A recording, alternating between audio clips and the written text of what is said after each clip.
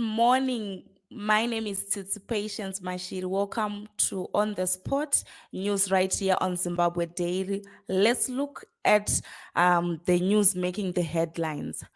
MDCT prepares for ordinary Congress. Zim yet to release peace CSOs. Government speeds up payments to supplies. Pali staff face grilling over laptop scam. Wheat deliveries impressive. Electoral watchdogs raise red flag over traditional leaders, doubling in politics. Millions of vanish from government coffers. AG Zim dollar shortage hits the country. Human wildlife conflict cases on the rise. Pay maintenance or get arrested. Chamisa activist charged with insulting ED. Emma Robs are in police blitz on vehicle without rubbish bins. Maere grilled by CID officers over CC rally explosion incident. PCL CEO Kennedy Ndebele. Missing son Nabele found dead. Now let's look at the stories in details.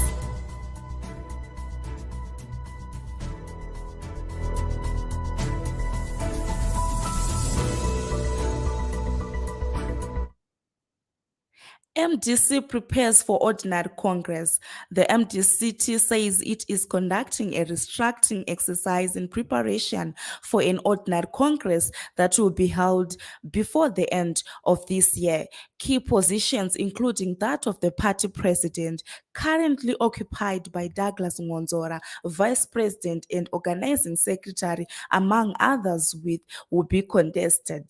MDCT national spokesperson Witness Dube said that the date of the ordinary Congress depends on the competition of provincial structures, complexion of the uh, provincial structures and availability of funds for the National Congress. He added the structure has to be adopted by the National Council automatically, giving the president the mandate to call for a national election after 30 days. We are about 70% complete and we don't declare a date until everything is complete.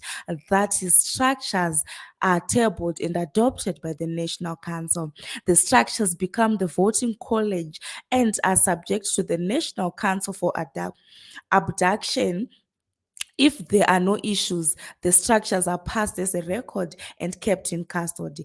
MDCT holds its ordinary Congress after 5 years, and when our ordinary Congress was due, the Supreme Court ruling the May 2020 took us back to the 2014 structures that were used to hold the extraordinary Congress. Issues by our Constitution is very specific. Ngonzora was elected MDCT president on 27 December 2020 after the majority of former MDC senior officials, who included Nelson Chamisa, who represented the party in the 2018 presidential race, had left. Civic society organizations, CSOs, and religious groups yesterday said the country was yet to release peace as human rights abuses and violence persists ahead of the 2023 polls. In statement to commemorate the International Day of Peace, which is observed each year on September 21. Different CSOs and expressed concern over the snail's pace of National Peace and Reconciliation Commission (NPRC) in resolving conflicts in the country. The International Day of Peace was the year commemorated under the theme "End Racism and Build Peace." There is no peace in the country. Political violence and arbitrary arrests are on the increase. The NPRC is not active. Citizens are nursing wounds of the past sponsored violence, such as Gukura Wound and the 2008 political violence where people were killed and displaced. Youth Zimbabwe Trust Advocacy and Communications Officer Rollins Magede said, "I am not seeing the country hosting a peaceful 2023 elections this year. We had more than 15 by-elections that were violent," he said. In a statement, the Zimbabwe Catholic Bishop Conference, ZCB, BBC, say the country was still experiencing deprivation of human rights, denial of freedom of expression, hate speech, intimidation, harassment, and political intolerance. Crisis in Coalition Zimbabwe argued people to desist from toxic and violent politics. The government is working on modalities to shorten the payment cycle for the goods and services supplied to public entities from the current 21 to 30 days after submission of the invoice. Secretary for Finance and Economic Development, Mr. George Guvamatanga, said this while responding to questions from journalists during a press conference on value for money audits on public entity supply contracts on Monday.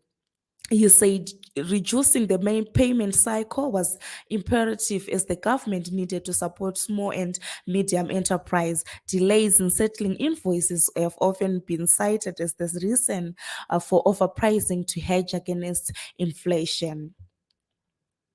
We are in the process of procuring a world-class computer system where this can be uploaded.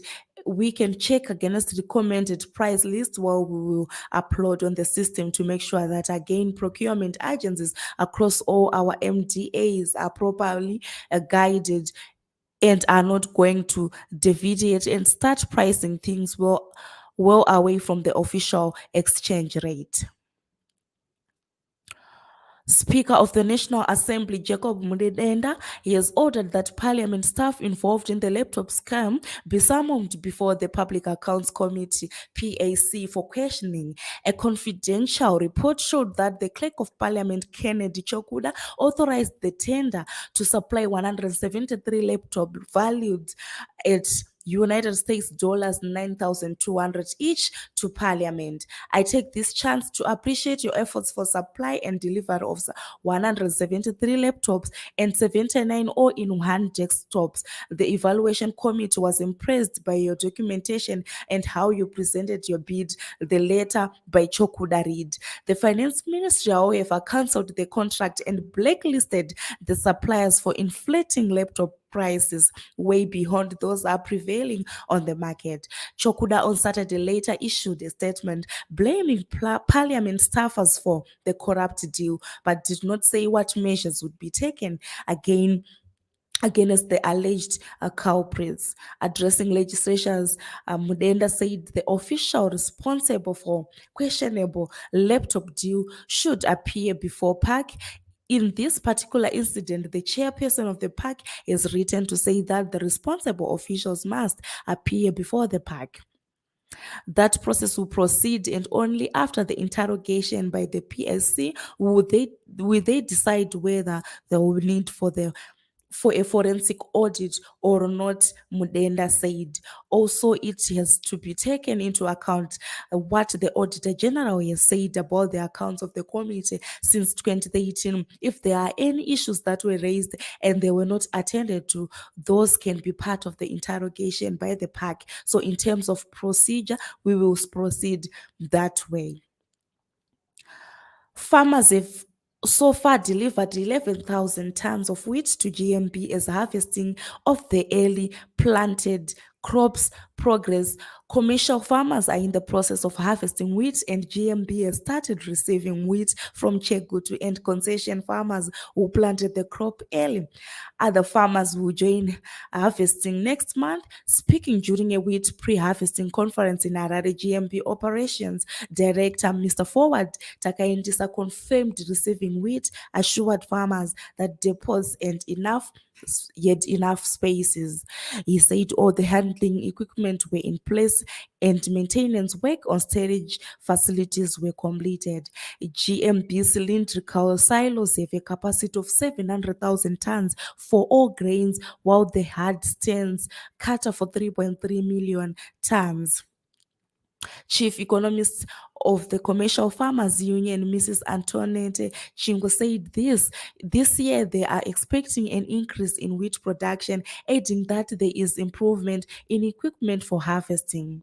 We are expecting an improvement in yield, and we are hoping that we can do it in the next season so that we meet our annual demand, combine harvesters, and improved significant cost of inputs were relatively high, she said. Electoral watchdogs have expressed continue to dabble in partisan politics, saying this will impact on the secrecy and integrity of votes ahead of the 2023 polls. This comes as social media is awash with videos of chiefs pledging their allegiance to the ruling ZANU-PF party. Traditional leaders such as headmen are accused of marching their subjects to vote for the ruling ZANU-PF party during the elections. However, the country's constitution prohibits them for being members of the political party or participating in partisan politics.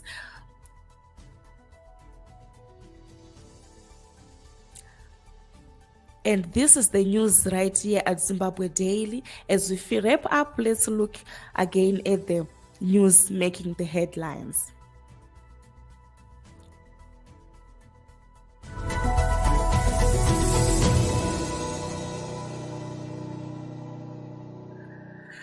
MDC prepares for ordinary Congress, Zim yet to release peace CSOs. The government speeds up payments to supplies.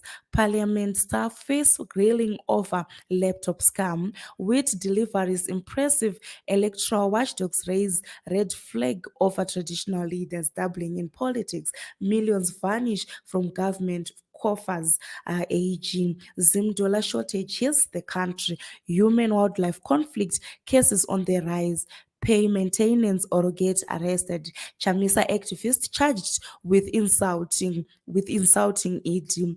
Emma robs in police blitz on vehicle without rubbish bins. Maere grilled by the CID officers over CC rally explosion incident. PSL CEO Kenneth Ndebele's missing son, Ndabele, was found dead. Thank you so much for following through at the news right here at Zimbabwe Daily. Continue to follow us through on our social media platforms and send your comments. Until we meet again, have a good day.